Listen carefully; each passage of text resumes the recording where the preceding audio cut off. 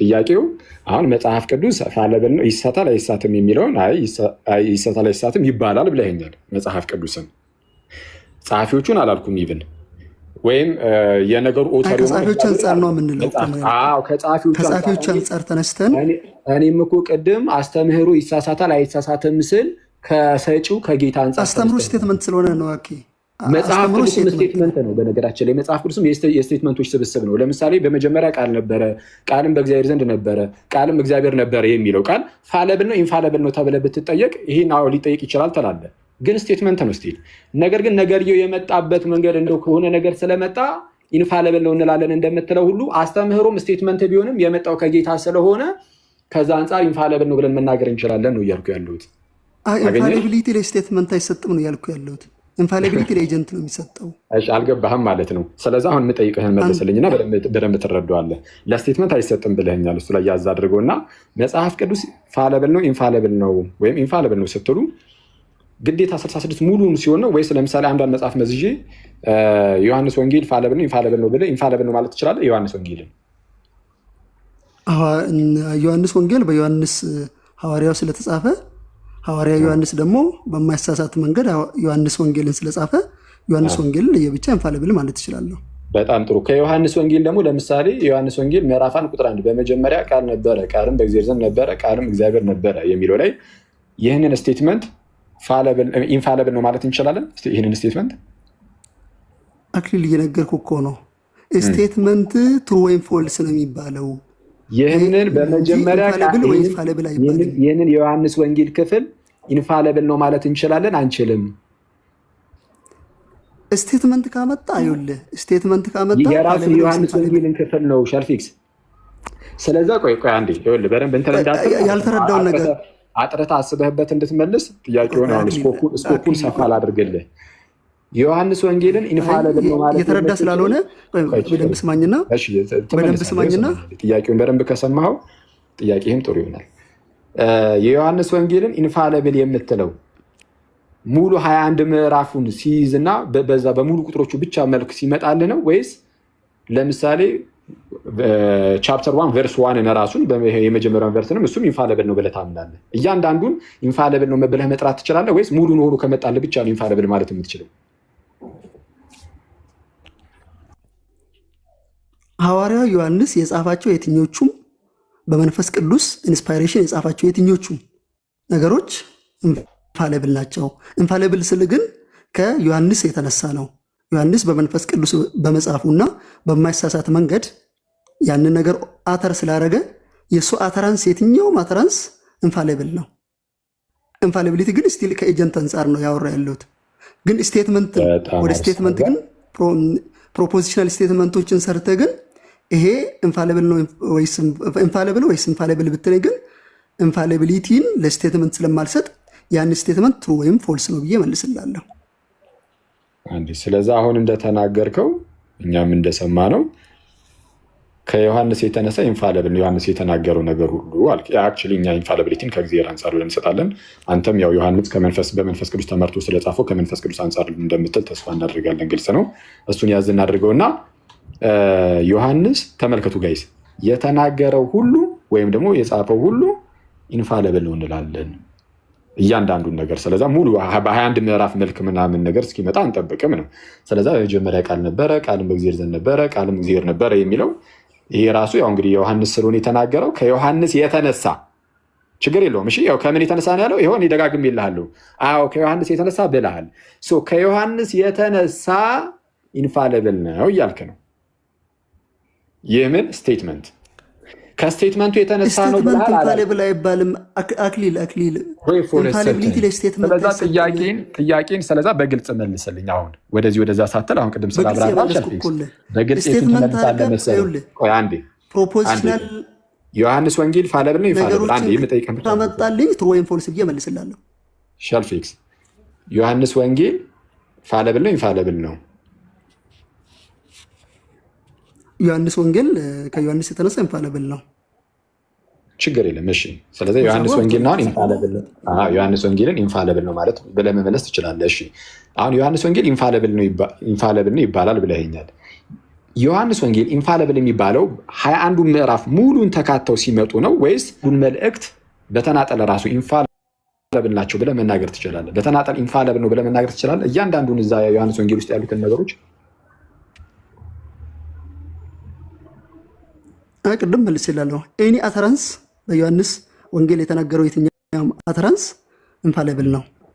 ግን በቃ ኢንፋለብል እያንዳንዱ ነገር ኢንፋለብል ነው እንላለን ካልክ በኋላ አንዴ ወዳጅ ወይ ይኸውልህ፣ አሁን ችግር ምን መሰለህ ሸልፊክስ ወንድሜ፣ እንግዲህ እኔ ሳየው ማለት ነው አፖስቶሊክ አውቶሪቲ መጀመሪያ ያወራ ያለሁት ኢንፋለቢሊቲ አፖስቶሊክ አውቶሪቲ አንፃር ያወራ ወደ ጥያቄው ልገባበት ደግሞ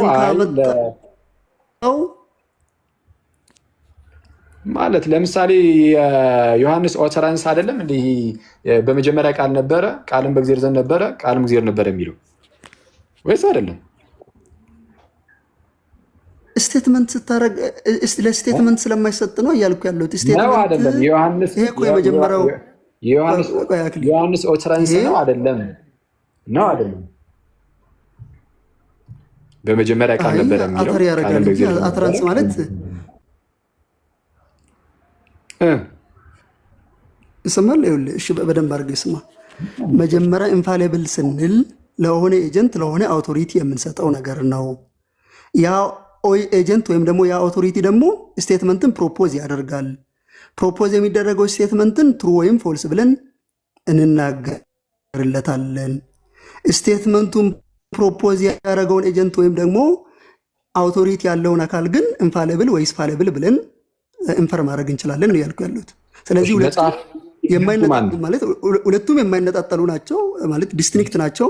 ዲስቲንክት በሆነ መንገድ ግን አንዱን ኢንፋሊቢሊቲ ልንሰጠው እንችላለን፣ ለሌላው ደግሞ ትሩ ወይም ፎልስ የሆነው ብለን ልንመልሰው እንችላለን። ግን ስቲል ሁለቱም የማይነጣጠሉ ልንላቸው እንችላለን።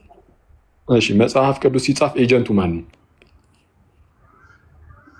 ሐዋርያትና ነቢያት ከሰው በኩል ቀጥሎ ደግሞ ከዲቫይን በኩል ደግሞ መንፈስ ቅዱስ ማለት ነው። ሁለቱም ችግር የለም። እሺ አሁን ኤጀንቱን ሐዋርያትና ነቢያት ካልን አሁን ወደ አንድ መጽሐፍ አውርደነዋል። እንግዲህ በደንብ ለመግባባት እንዲያመቸን ለምሳሌ ዮሐንስን ወሰድን ማለት ነው። ስለዚህ ዮሐንስ ወንጌልን የጻፈው ዮሐንስ ነው።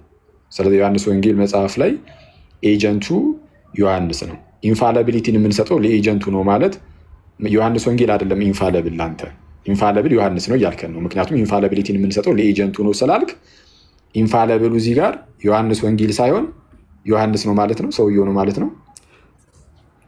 አይ ዮሐንስ ወንጌል አውቶሪቲ ራሱ እኮ ሚዳኛ መጽሐፍ ነው ስንል እኮ ሀሳቡ ወይም ደግሞ በሐዋርያው ዮሐንስ የተጻፈው በመንፈስ ቅዱስ ምሪት የተጻፈው ያንን መጽሐፍ ነው ያልን ያለ ነው። ስለዚህ ያ መጽሐፍን የአውቶሪቲን ስታተስ እስከሰጠነው ድረስ የኤጀንትን ስታተስ እንሰጠዋለን ማለት አይ መጽሐፉንማ ኤጀንቱ ዮሐንስ ነው አልከኝ እኮ።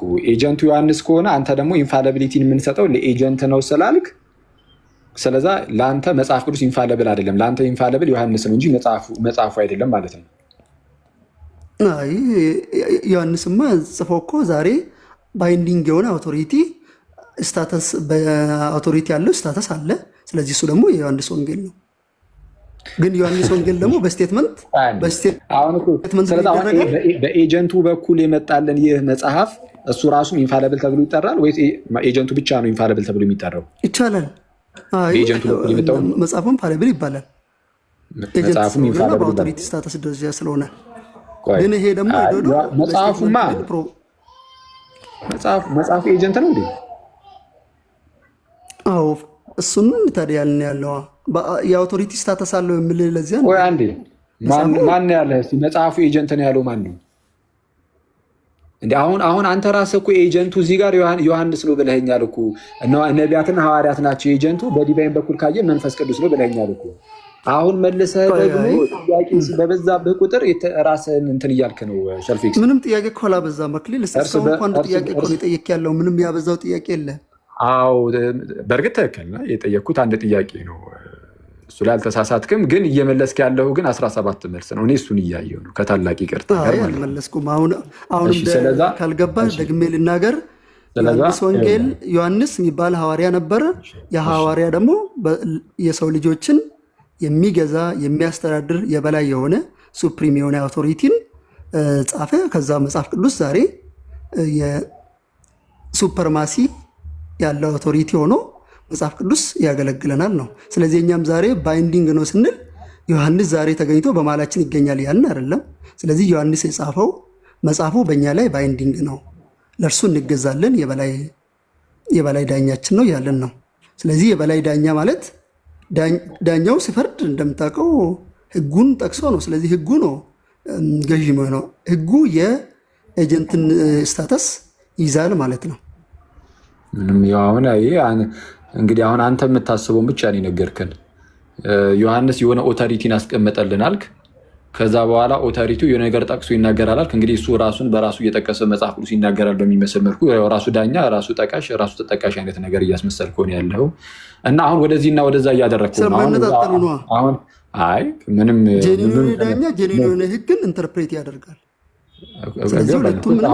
አሁን ያልካቸው ሀሳቦች ሁሉ ምንም እንዲሁ ዝም ቀሽ ችግር የለም። አሁን ቆይ ያዘል አድርገህና አሁን ርዕሱን ወደዛ እንዳላሰፋብህ መለስ ልበልና አሁን ይሄ ለመጨረሻ ጊዜ የምጠይቀሽ ሸልፌክስ፣ ምክንያቱም ያው በተደጋጋሚ በተጠየቅ ቁጥር እንትን እያለን የጉንጭ አልፋ ክርክር እንዳይሆን ማለት ነው። ያው እግረ መንገዱ ሰውም እንዲረዳው ማለት ነው።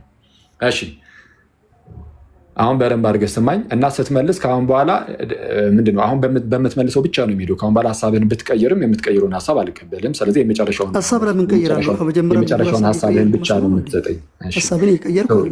ዮሐንስ ወንጌል ኢንፋለብል ነው ተብሎ ይጠራል ብለኸኛል። ዮሐንስ ወንጌል ኢንፋለብል ነው ሲባል በተናጠል እያንዳንዱ ቨርስ ኢንፋለብል ተብሎ ሊጠራ ይችላል ወይስ አንድ ላይ ተሰብስቦ ሲመጣ ብቻ ነው ኢንፋለብል ተብሎ የሚጠራው?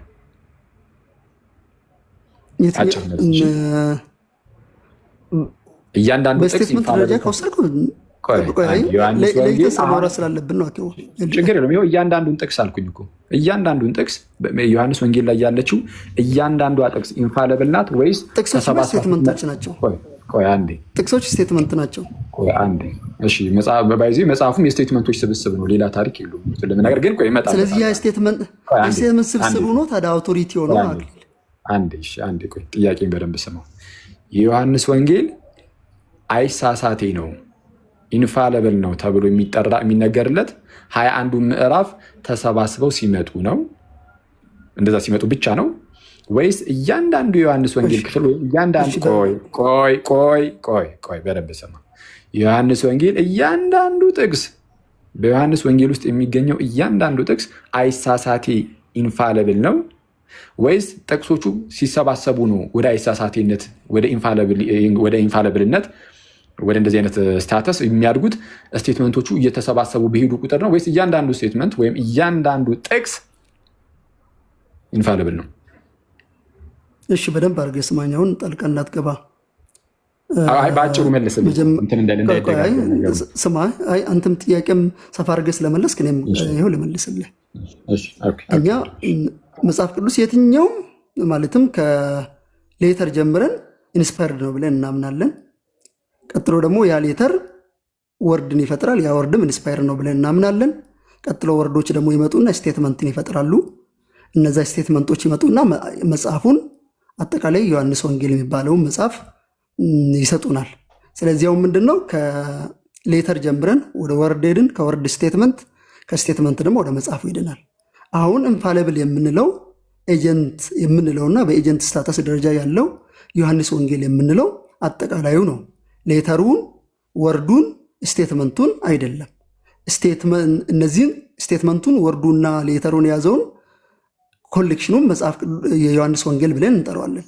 ስለዚህ ዮሐንስ ወንጌል በእኛ ላይ ባይንዲንግ ነው እንለዋለን፣ እሱን ኢንፋሌብል እንለዋለን።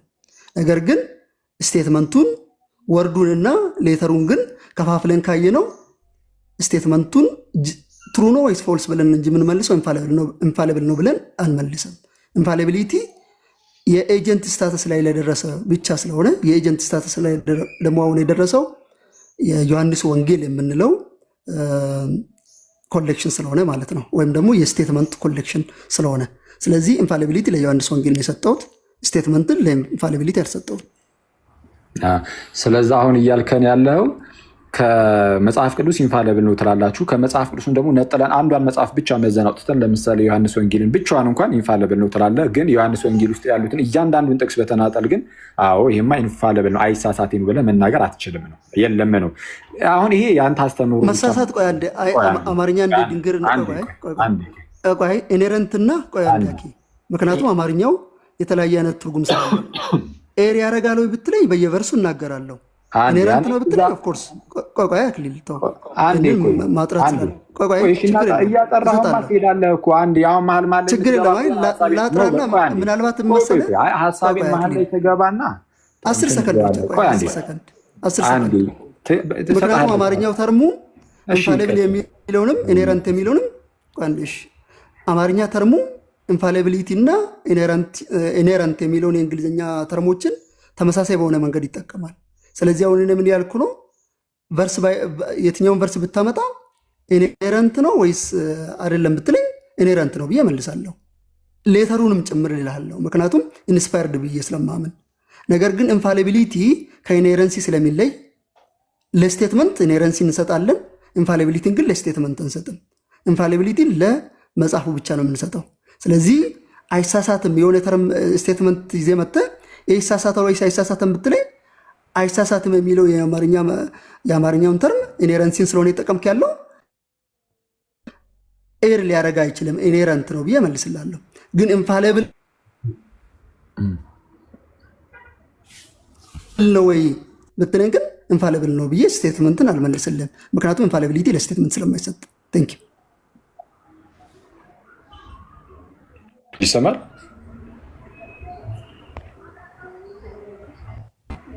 ጋይስ ድምጼ?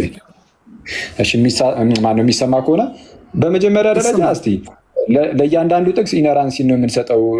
ሙሉ መጽሐፍ ልክ ዮሐንስ ወንጌል ምናምን እንዳለው ልክ እንደዛ ሲሆን ደግሞ ኢንፋሊቢሊቲን እንሰጣለን የሚለውን እስቲ እኔ እንደው የራሰ ትምህርት ብቻም ስለመሰለኝ እያንዳንዱ በዮሐንስ ወንጌል ውስጥ ያሉት እያንዳንዱ ጥቅሶች ራሳቸው ኢንፋሊብል ናቸው የሚለውን አልቀበልም ስላልክ እስቲ ከራስ እስቲ ማስረጃ ምን አላ ከፕሮቴስታንቶች ካለ መጀመሪያ ልወቀውና ከዛ ላይ ልሂድብህ።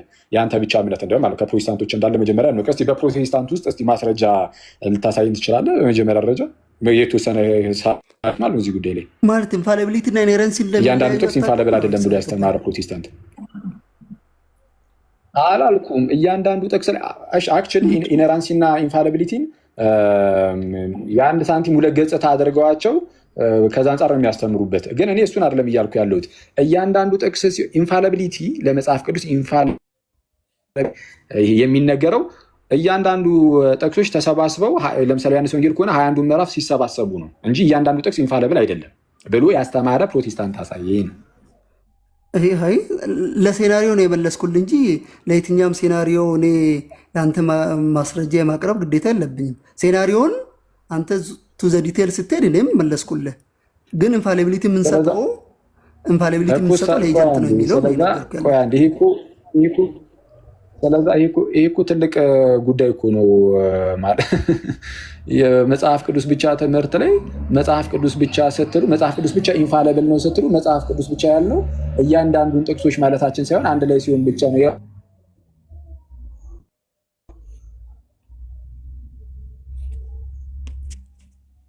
ኦኬ እንትን መሄድ አንችልም።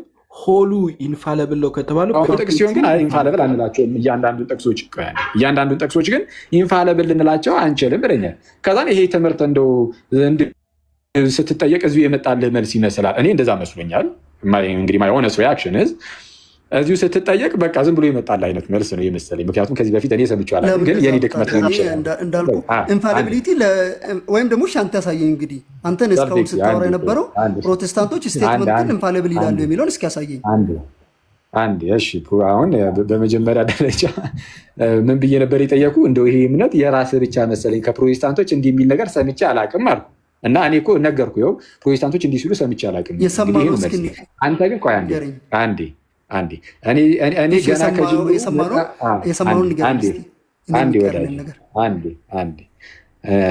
እንግዲህ እኔ የሰማሁት ነገር መጽሐፍ ቅዱስ አይሳትም ሲሉ በቃ አለቀ። ቃል የእግዚአብሔርን ቃል አሁን አንተ እንዳልከው አይ እያንዳንዱን ጥቅሱን ማለታችን አይደለም ምናምን ብለው እንደዚህ አላብራሩም። አንተ ነህ እያብራራ ያለው። ስለዛ በርደን ኦፍ ፕሩፉ አንተ ላይ ነው ያለው።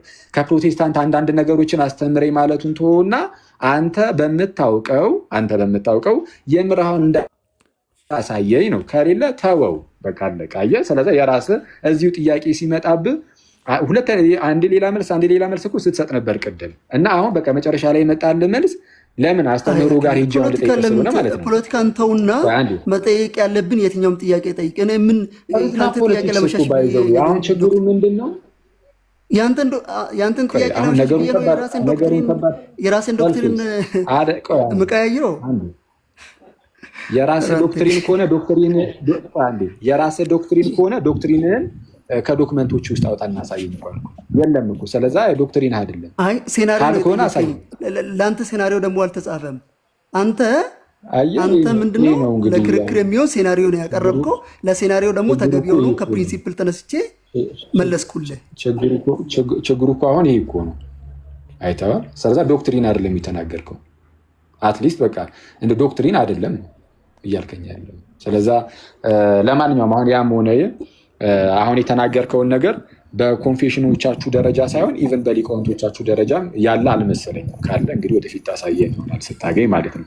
ለጊዜው አሁን አንተ ያባራህበት ወይም ደግሞ የለም ታሳየኝ ምን እንደሚሉ ስቴትመንትን ወይም ደግሞ ሁሉንም ኢንፋሊብል እንደሚሉ አሳየኝ ያሉት ወዳጅ ሸልፊክስ ከሌለ የለም እኮ ነው። አሁን ለምሳሌ እንዴት መሰለህ ለሰይደስ ምን እንዲመሰለ ለምሳሌ መጽሐፍ ቅዱስ ላይ አንዳች ያልተጻፈ ነገር ቢኖር ማለት ነው። አንዳች ያልተጻፈ ለምሳሌ ምን እናንሳ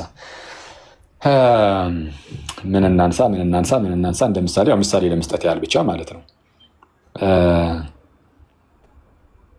ለምሳሌ ኢየሱስ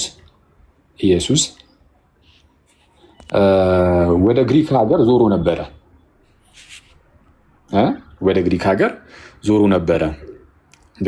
ግሪክ ሀገራት ሄዶ ዝም ብለን ለምሳሌ ወደ ተሰሎንቄ ሄዶ ነበር እንበል እና እንደዚህ ክሌም አነሳ። ለምሳሌ አንድ ሰው ኢየሱስ ወደ ተሰሎንቄ እኮ ሄዶ ነበረ ብሎ አንድ ሰው እንደዚህ አይነት ክሌም ቢያነሳ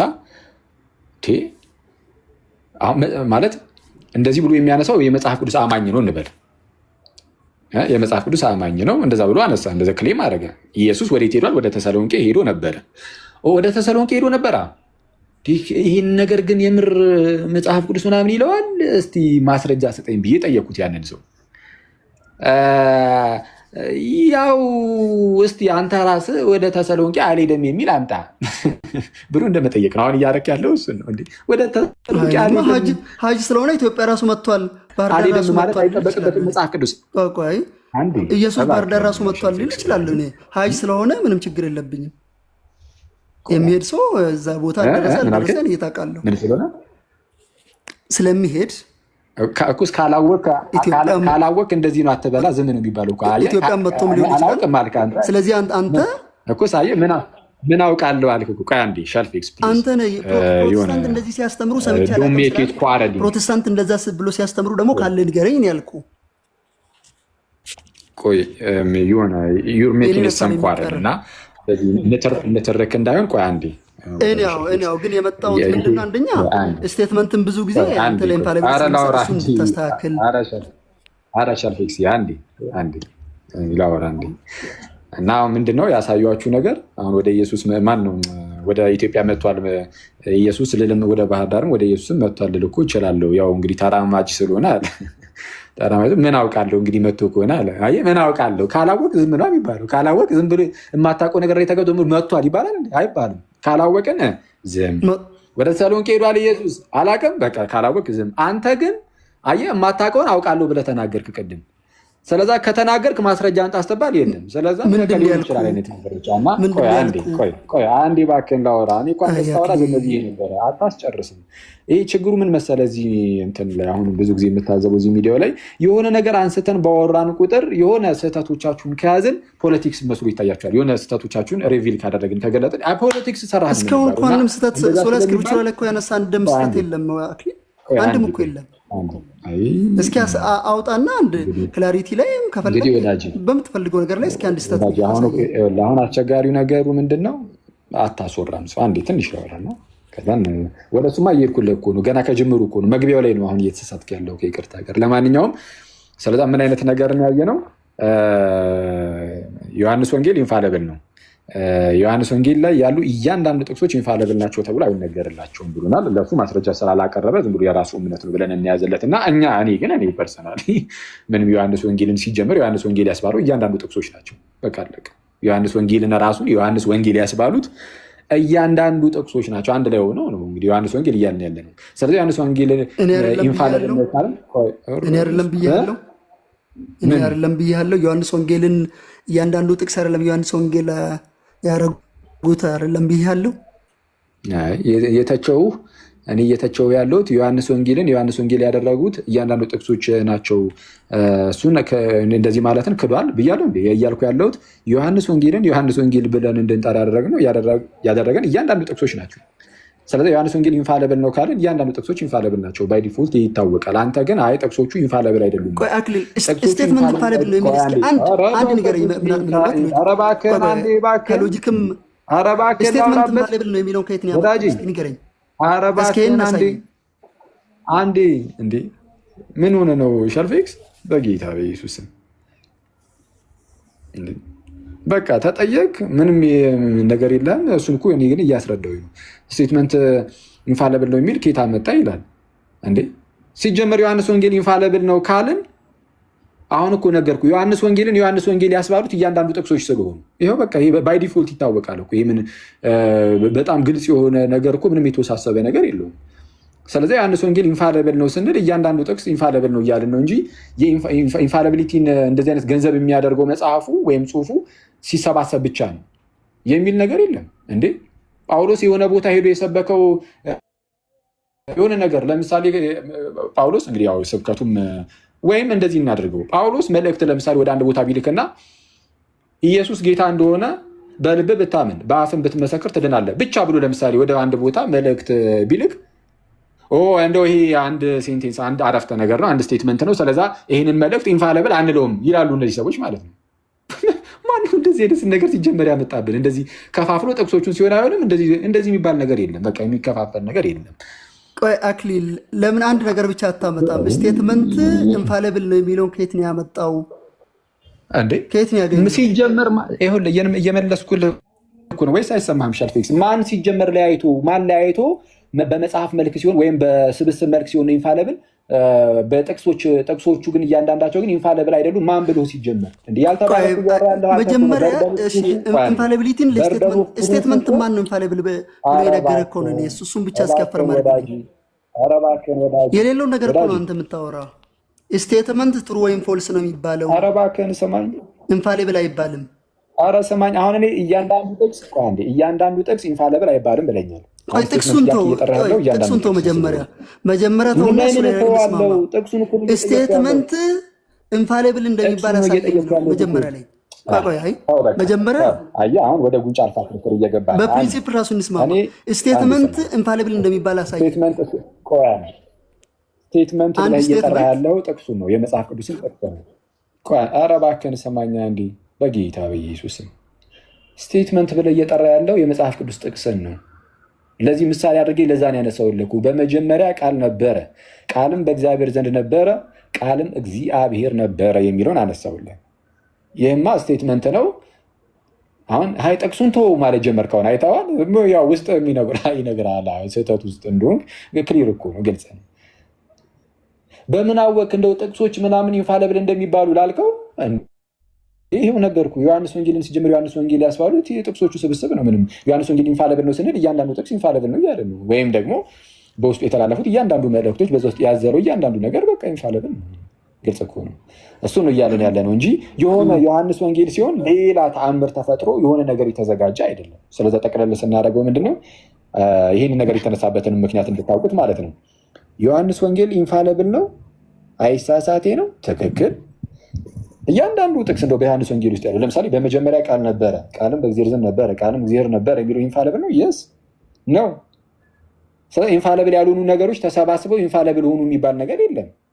እንግዲህ ኢንፋለብል ያልሆኑ ነገሮች ተሰባሰቡና ኢንፋለብል ሆኑ። ምክንያቱም ጥቅሶቹ ኢንፋለብል አይደሉም ብሎናል። ስለዚህ ኢንፋለብል ያልሆኑ ጥቅሶች ተሰባሰቡና አስወጥተነው አይደለም በዚህ እንግዲህ አስወጥተውትም ከሆነ ሞዴሬተሮቹ እንጂ አላውቅም፣ አይመስለኝም። ግን ከሆነም ያው እንግዲህ አላስወራ ስላለ ሊሆን ይችላል። ግን ትንሽ እንትን ሆነ። አክቹዋሊ ሀሳቡን እየቀየረ ነበረ ብዙ ጊዜ። አንድ ጊዜ ኢንፋሊቢሊቲ ለኤጀንት ብቻ ነው የሚሰጠው አለ። ከዛ ደግሞ የዮሐንስ ወንጌል ኢንፋሊብል ነው አለ ወንጌሉ። ስለዚህ አሁን እየቀያየረ ያለው ልጁ ነው። እኔ ሳየው ብዙ ቁጭ ብዬ እያዳመጥኩ ነበር። ኢንፋሊቢሊቲ ለኤጀንት ብቻ ነው የሚሰጠው ካለ እኛም መጽሐፍ ቅዱስ ኢንፋሊብል የሚሆነው ኢንፋሊብል ከሆነ አካል የወጣ ስለሆነ ነው፣ የእግዚአብሔር መንፈስ እስትንፋስ ስላለበት ነው ብለን ነው የምናምነው። ይሄ የሚያከራክር አይደለም ማለት ስቴትመንቱን ኢንፋሊብል የሚያደርገው ኤጀንቱ ኢንፋሊብል መሆኑ ነው የሚለው ጋር እኮ ልዩነት የለም አይደል?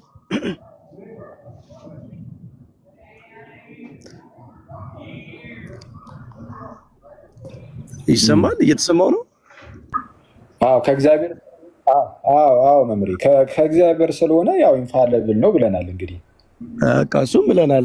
ሁለተኛ ግን ኤጀንት እሱ አሁን እኔ ሀሳቡ ግልጽ አልሆነልኝም። አንድ ጊዜ ኤጀንት ብቻ ነው ኢንፋሊብል የሚባል ይላል፣ አንድ ጊዜ ደግሞ መጽሐፉንም ኦፍ ኮርስ ኢንፋሊብል እንለዋለን ይላል። ምንድነው አቋሙ?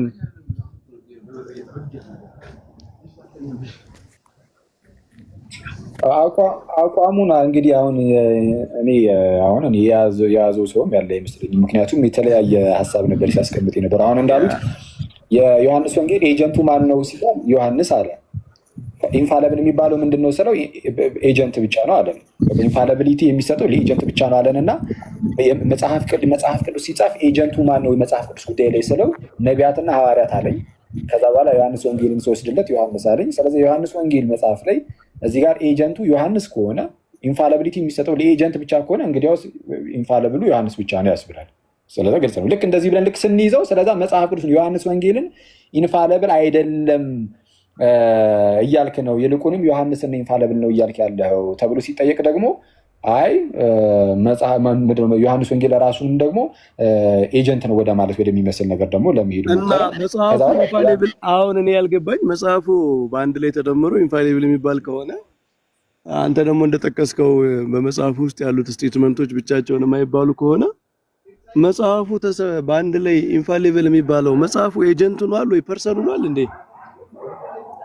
ማለት ሀሳቡ ገብቶኛል እያለ ያለው አንድ አረፍተ ነገር ወይ እውነት ወይ ሐሰት ነው የሚሆነው ነው በዛ ዴፊኒሽን ነው።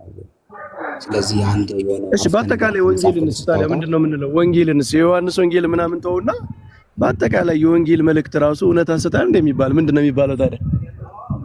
አይ የልጁ ዴፊኒሽኑ ማለት ኢንፋሊብል ስለዚህ በዚህ እሱ እያለ ያለው የሆነ ለምሳሌ በመጀመሪያ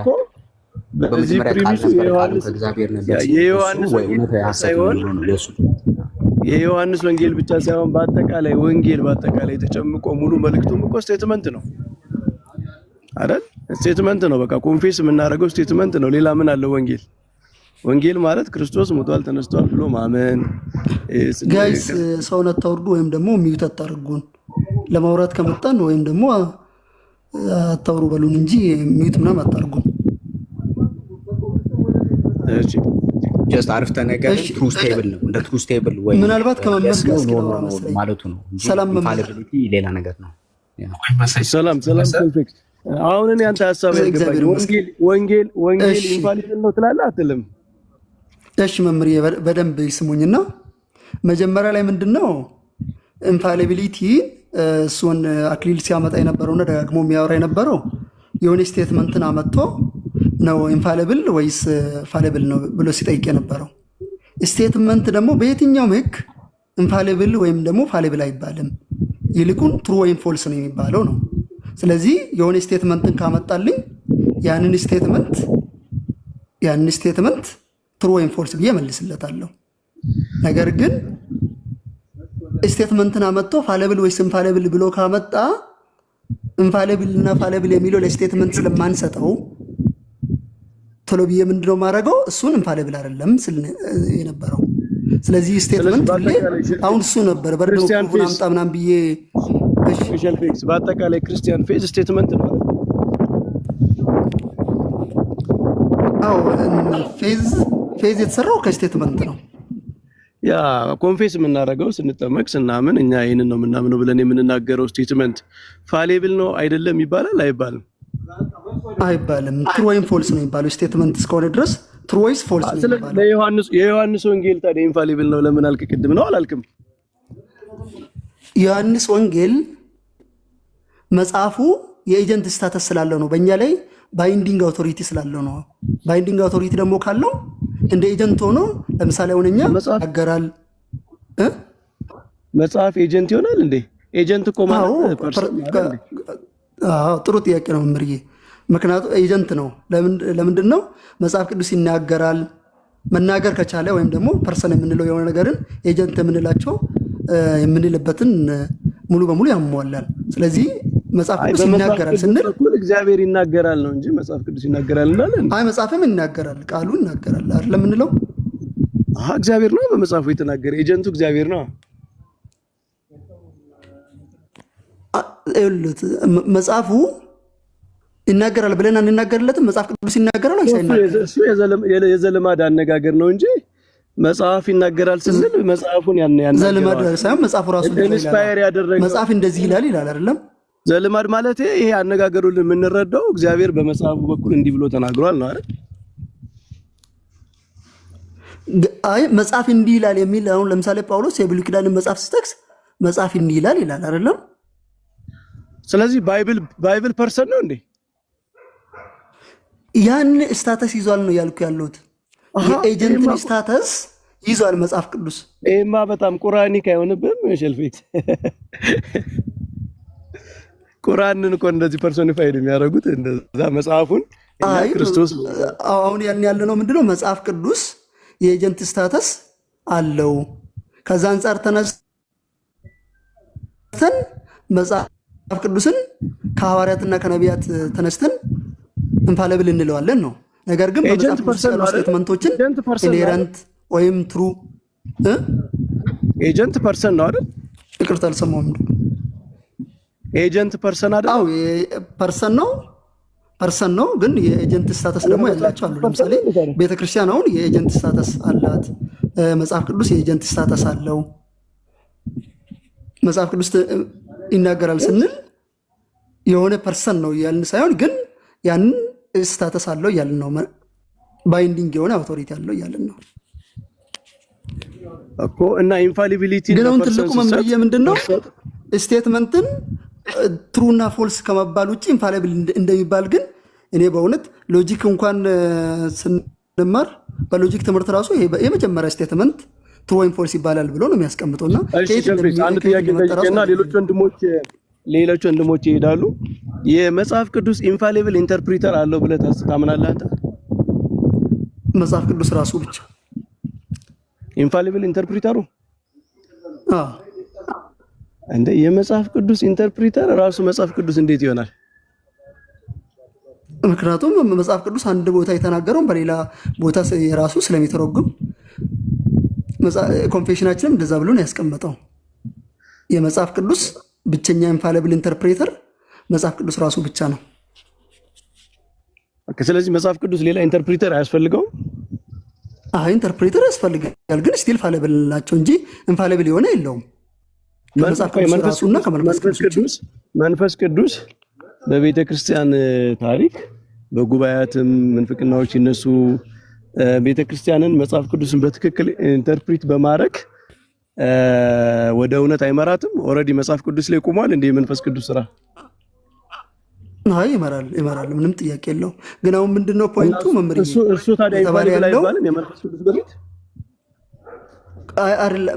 ለዛ እኮ ነው የሉት መምርዬ።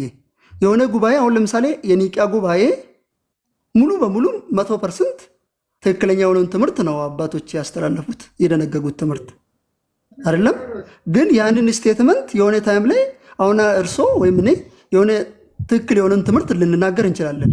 ግን መምህር በረከት አሁን እርሶ የሚጽፉት መጽሐፍ ትክክለኛ የሆነውን ቤተክርስቲያን የምትቀበላቸው 100% አፕሩቭ የምታደርጋቸውን ጽሁፍ ሊጽፉ ይችላሉ እርሶ። ነገር ግን መምህር በረከት ኢንፋሊብል ነው ማለት አይደለም። የተናገረው ነገር ግን ጄኒውን ነው። እኔ ስለሆኑ ሰዎች አይደለም እያወራሁ ያለሁት ሸልፌክስ። ቤተክርስቲያን በታሪክ ቤተክርስቲያን መጽሐፍ ቅዱስን ኢንተርፕሪት እንድታረግ በትክክል እንድትረዳ መንፈስ ቅዱስ ጋይድ ያደርጋታል አያደርጋትም? ይሄ ጋይዳንስስ ኢንፋሊብል ነው አይደለም የሚለው ጥያቄ። አይ ሰውን ጋይድ ያደርጋል፣ ግን ጋይዳንሱ ጴጥሮስን ኢንስፓየር በሚያደርገው መጠን አይደለም። አትናቴዎስን ኢንስፓየር አትናቴዎስ በጴጥሮስ አውቶሪቲ ወይም ደግሞ በዛ ደረጃ ኢንስፓየርድ አይደረግም። አባቶች እርሶም ኢንስፓየርድ ናቸው ብለው እንደማያምኑ ተስፋ አደርጋለሁ። መንፈስ ቅዱስ ኢንስፓየር ካደረገ ፋሊብል ሊሆን ይችላል።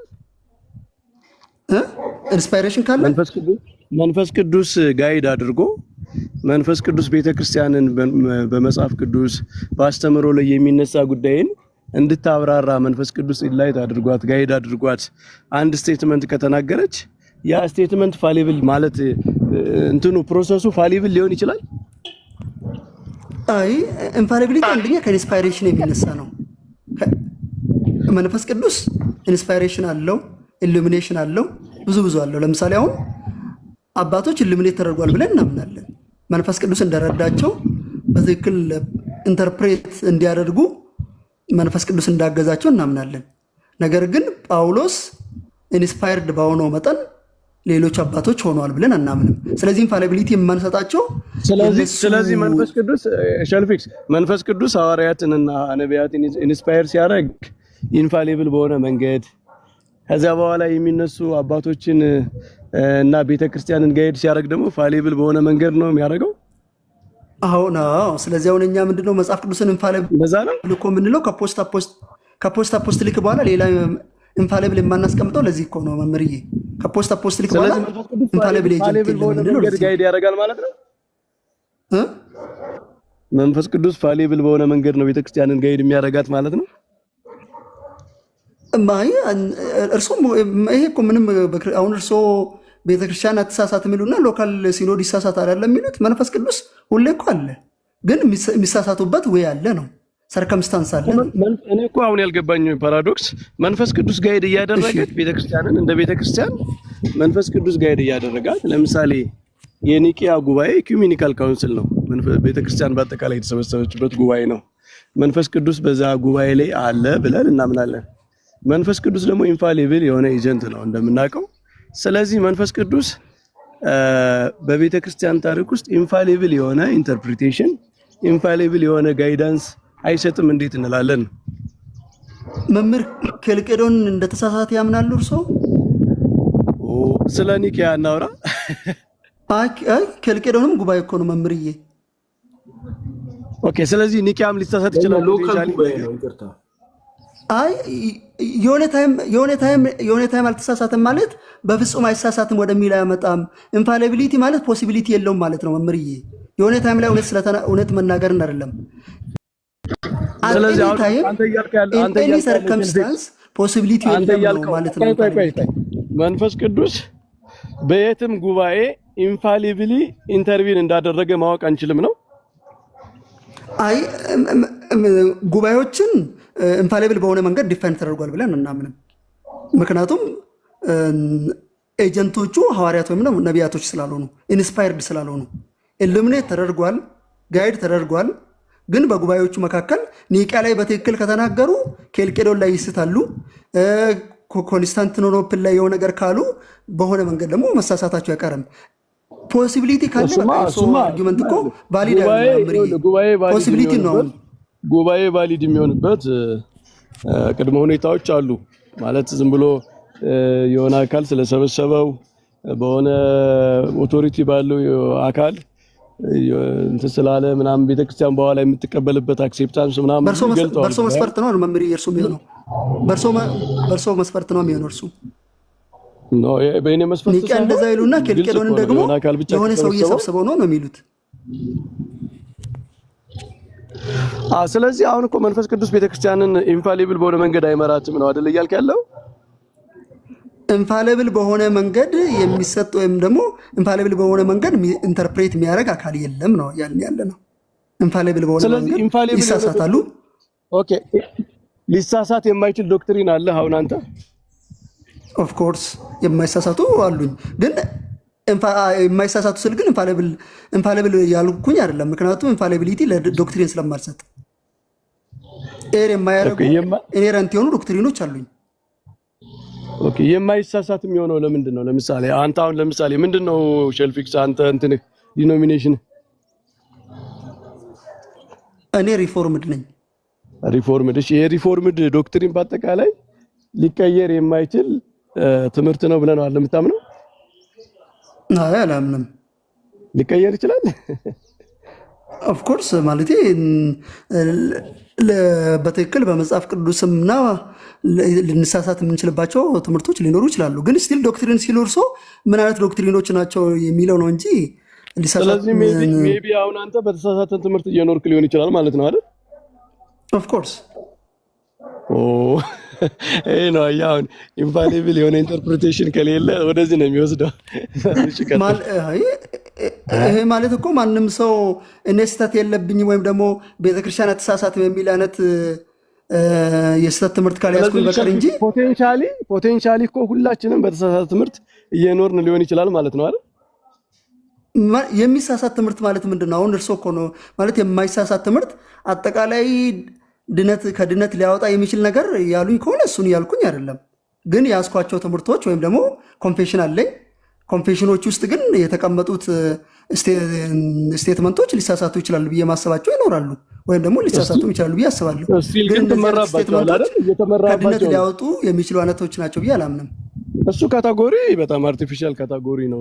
ይሄ ድነት ያወጣል፣ ይሄ ከድነት አያወጣም የሚለው ፐርሰናል ነው። መጽሐፍ ቅዱስ ይሄኛው ነው የሚያወጣ ይሄኛው ነው የማያወጣ የሚል ካታጎሪም ስለሌለ ትምህርት ነው። ግን ዶግማዎች ሊስት የላቸውም መምህርዬ? ዶግማ ሊስት አላቸው ነው? እኔ እኮ የጠየኩ ስለ ዶግማ ነው፣ ስለ አስተምሮ ነው። ከአስተምሮ ውስጥ ገባኝ። አስተምሮ ሊስት የለውም በእርሶ ቤት፣ በእናንተ ቤት የለም? ጥያቄው ልድገመው ግልጽ እንዲሆን